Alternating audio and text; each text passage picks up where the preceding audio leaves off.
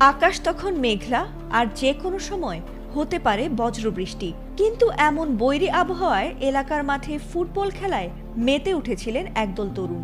তবে হঠাৎই সেখানে ঘটে যায় এক অদ্ভুত ঘটনা, যাতে করে হতবাক সেখানকার উপস্থিত সবাই। খেলার মাঝে আচমকা বিকট শব্দে আঘাত হানে বজ্রপাত, আর তাতে কিছুক্ষণের জন্য থমকে যায় সবাই।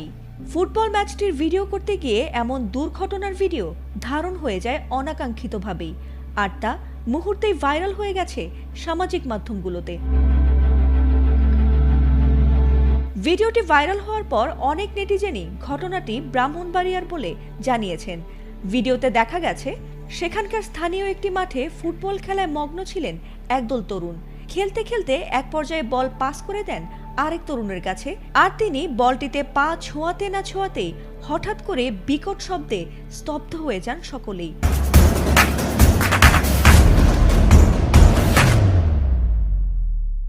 মাঠটির পেছনে একটি ঘরের কাছে নেমে আসে বজ্রপাতটি।